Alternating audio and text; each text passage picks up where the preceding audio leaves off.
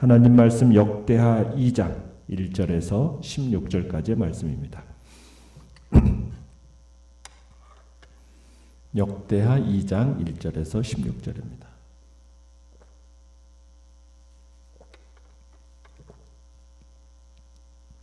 우리 한 목소리로 역대하 2장 1절에서 16절 같이 읽겠습니다. 시작. 솔로몬이 여호와의 이름을 위하여 성전을 건축하고 자기 왕위를 위하여 궁궐 건축하기를 결심하니라.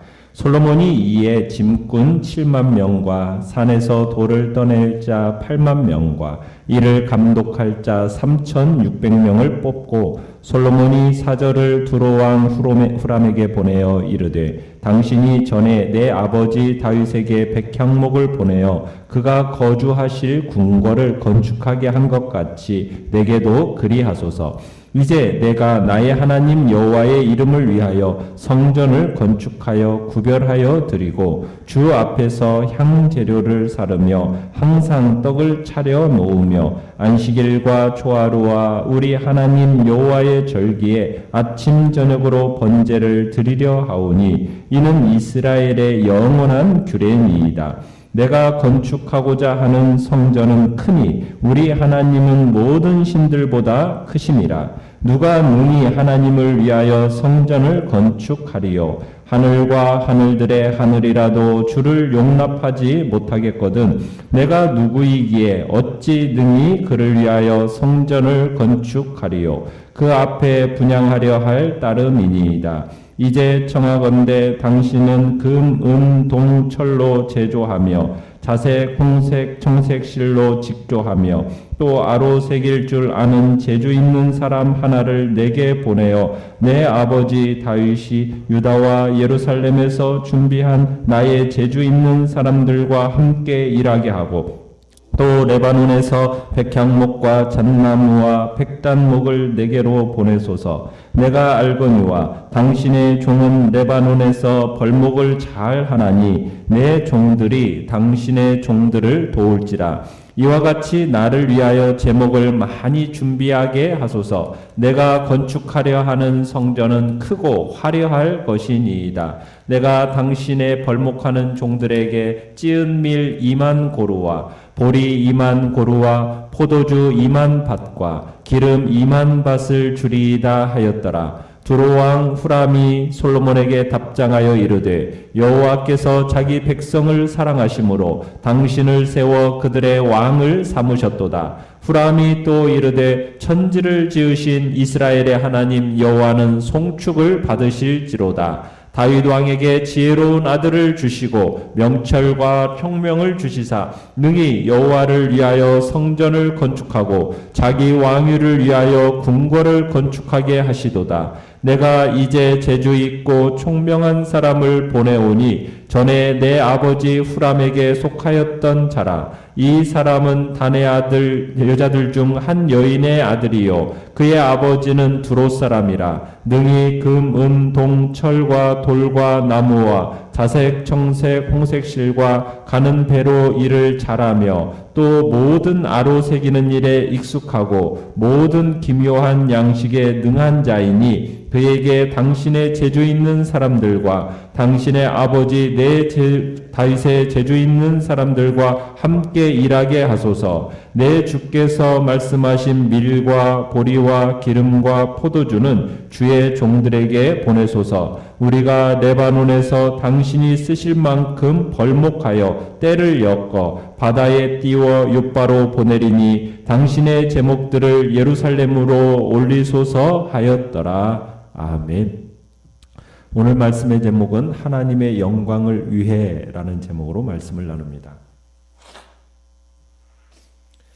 성전은 이스라엘의 정치, 역사, 신앙의 결정체였습니다. 다윗은 죽기 전에 솔로몬이 성전을 건축하는 데 필요한 모든 물자를 충분하게 준비해 두었었죠. 그렇다고 해서 솔로몬이 별 노력 없이 손쉽게 성전을 건축한 것은 아닙니다. 공사를 진행하는 자로서 솔로몬만이 감당해야 할 또 역할이 있었던 거죠. 내용관찰 문제 1번을 보시면 솔로몬은 여호와의 이름을 위해 성전을 건축하고자 국내적으로 어떤 준비를 했습니까? 자, 2절에 보시면은 솔로몬은 이 성전과 왕국을 건축하는 게로 결심하고서는 국내적으로 역군들을 선발을 합니다. 솔로몬은 15만 명을 징집을 하는데요. 7만 명은 짐을 운반하는 사람으로 8만 명은 산에서 채석하는 일을 이렇게 시켰습니다. 그리고 일꾼을 감독할 만한 자로 몇 명을 뽑았습니까? 3,600명을 이렇게 두었죠. 그리고 나서 두로왕 후람이라는 사람에게 또 실질적인 도움을 청하게 되는데요. 7절로 가보시면은 7절에 솔로몬은 갖가지 광물과 천을 다룰 줄 알고 조각에도 능숙한 기능공 한 사람을 보내달라고 두로왕 히람에게 지금 후람에게 부탁을 하고 있는 겁니다. 이스라엘에는 이미 다윗이 준비해둔 여러 분야의 장인들이 있으니까 모든 분야의 장인들을 총괄하고 지휘할, 그래서 세상에서 최고로 멋진 성전을 건축할 만한 그 인물을 소개해달라. 지금 이렇게 후람에게 부탁을 하고 있는 거죠. 그래서 이제 후람이 솔로몬에게 성전 건축을 맡길 만한 적격자를 소개를 합니다. 그 사람이 이제 13절에 나오는 거예요. 13절에 이제 소개를 하는데 어떤 사람을 소개를 시켜주고 있느냐면 내가 이제 재주 있고 총명한 사람을 보내오니 전에 내 아버지 후람에게 속하였던 자라 하면서 적격자를 소개를 해주는데 그 사람은 이제 솔로몬에게 오게 된 것이 솔로몬의 요청에 따라서 이제 후람 왕이 추천해서 오게 되는 겁니다. 이 사람은 마치 어떤 사람 같으냐면 모세 시대 때 성막 건설을 지휘했던 부살렐의 버금가는 사람이다라고 볼 수가 있습니다. 그러면서 그 사람을 소개하기를 14절에 보시면 아버지는 어디 사람입니까? 두로 사람이고 어머니가 단 여자라고 하죠. 단지파 사람이에요. 그러니까 호녀라였던 거죠. 그러니까 호녀라로서 이스라엘 문화와 이 세상 문화를 잘 연결하는 역할을 이 사람이 했던 겁니다. 그러다가 또 얘기를 하기를 이 성전 건축에 필요한 온갖 광물질, 나무 이런 것들을 또 잘 다룰 줄 알 뿐만 아니라 갖가지 천에 대해서도 또 깊은 조예가 있어서 조각도 잘하는 팔방미인이다. 그래서 솔로몬이 요구하는 모든 재능을 두루 갖춘 장인이었다라고 이렇게 소개가 되고 있습니다. 그리고 이 사람은 이미 해본 일을 잘해볼 뿐만 아니라 어떤 것을 요구해도 잘할 수 있는 창의력을 가진 사람이었어요. 그래서 모든 기묘한 양식에 능한 자다 이렇게 평가를 내리고 있습니다. 그리고 같이 일하는 사람들도 지혜롭게 부릴 줄 아는, 그래서 인간적인 기술도 겸비한 사람이라고 극찬을 하고 있어요.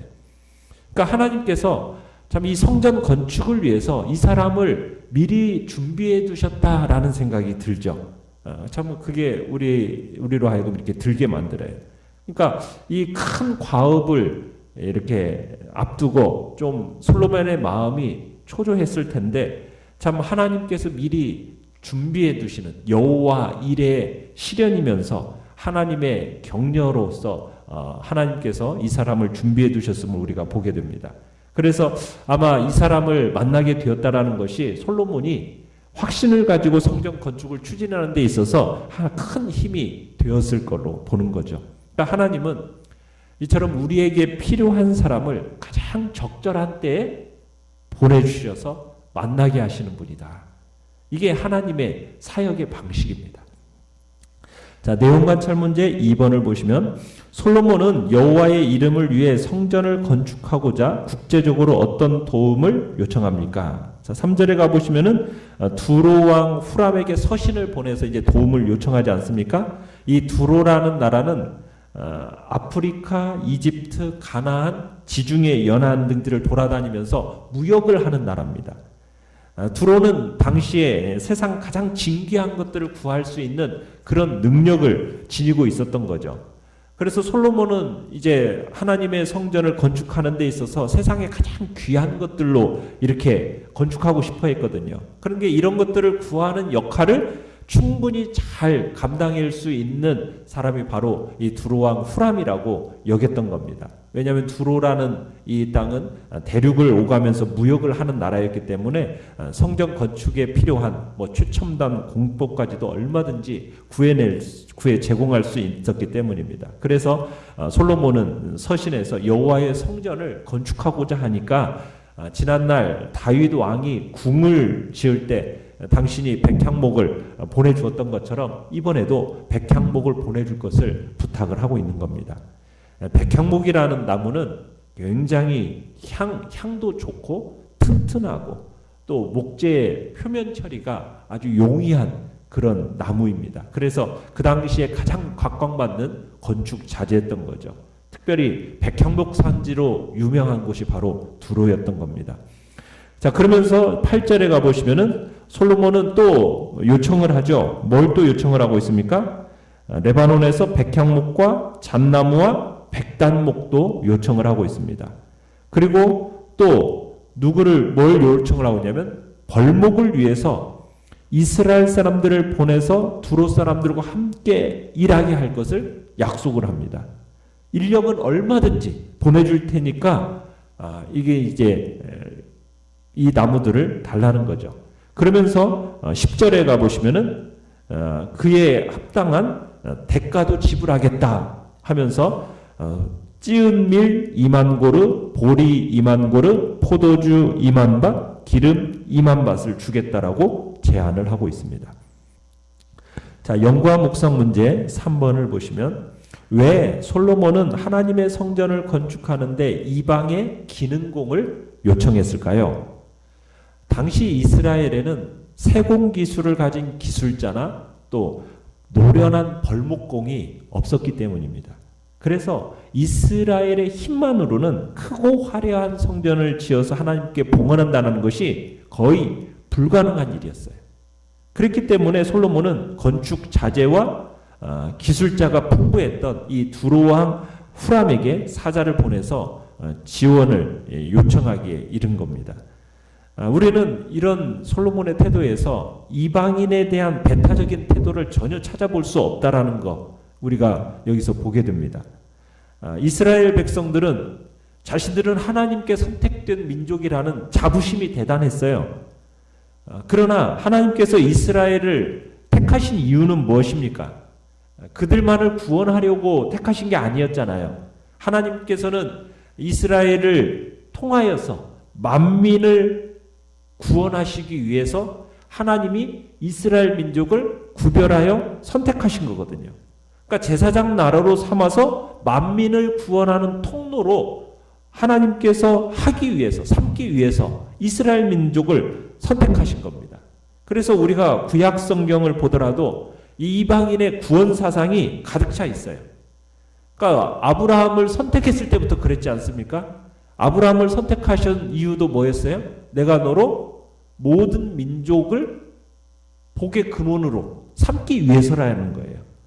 그러니까 바로 이런 지식의 근거에서 이스라엘 민족은 이 하나님의 선택된 민족이라는 자부심을 그런 식으로 활용을 했어야 되는 겁니다.